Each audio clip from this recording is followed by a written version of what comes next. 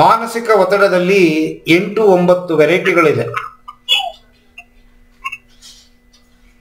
Major depressive disorder, obsessive compulsive disorder, anxiety disorder, post mortem disorder, clinical depressive disorder. ಈ ರೀತಿ ಹೇಳ್ತಾ ಹೋದ್ರೆ ಬೇಕಾಷ್ಟು ಮಾನಸಿಕ ಒತ್ತಡ. ಈ ಮಾನಸಿಕ ಒತ್ತಡ ಬರೋದಕ್ಕೆ ಮೂಲ ಯಾವುದು, ಕಾರಣ ಏನು? ಈ ಮಾನಸಿಕ ಒತ್ತಡ ಡಯಾಬಿಟಿಕ್ ತರ 21 ತಲೆಮಾರಲ್ಲಿ ಅಮ್ಮನ ಕಡೆ ಅಪ್ಪನ ಕಡೆ ಯಾರಿಗಾರು ಮಾನಸಿಕ ಒತ್ತಡ ಇದ್ದ ಪಕ್ಷದಲ್ಲಿ ನಮಗೆ ಬರೋ ಚಾನ್ಸಸ್ ಜಾಸ್ತಿ. ಭಗವಂತನ ಸೃಷ್ಟಿಯಲ್ಲಿ ಹುಟ್ಟುವಾಗ ಏರುಪೇರು, ಒಂದು ಕಣ್ಣು ದೊಡ್ಡದು, ಒಂದು ಕಣ್ಣು ಚಿಕ್ಕದು, ಒಂದು ಕಣ್ಣು ಕಾಣುತ್ತೆ, ಇನ್ನೊಂದು ಕಣ್ಣು ಕಾಣೋದಿಲ್ಲ, ಕಿವಿ ಕೇಳಿಸೋದಿಲ್ಲ, ಮಾತಾಡಕ್ ಆಗ್ತಿಲ್ಲ, ಒಂದು ಕೈ ಉದ್ದ ಇನ್ನೊಂದು ಕೈ ತುಡ್ಡ,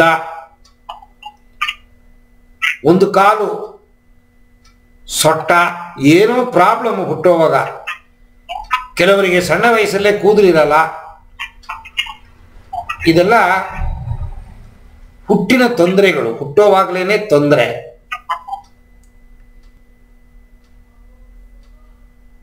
ಈ ಏರುಪೇರುಗಳು ಮೆದುಳಲ್ಲಿರುವ ನರಗಳು. ಮೆದುಳು ಅನ್ನೋದೇ ನರದಿಂದ ಆದ ಒಂದು ಗುಂಪು. ಟ್ರಿಲಿಯನ್ಸ್ ಅಂಡ್ ಟ್ರಿಲಿಯನ್ಸ್ ಆಫ್ ನರಗಳು ಸೇರಿದ ಒಂದು ಗುಂಪು.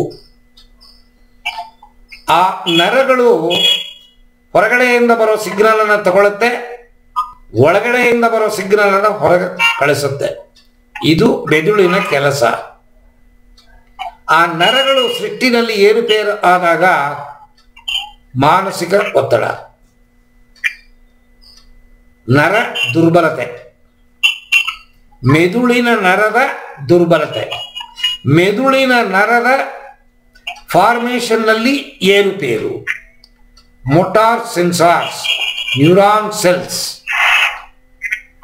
ಇವುಗಳ ಫಾರ್ಮೇಶನ್ ನಲ್ಲಿ ಹೆಚ್ಚು ಕಮ್ಮಿ ಆದರೆ ಮಾನಸಿಕ ಒತ್ತಡ ಬರುತ್ತೆ. ಮನೆಯಲ್ಲಿ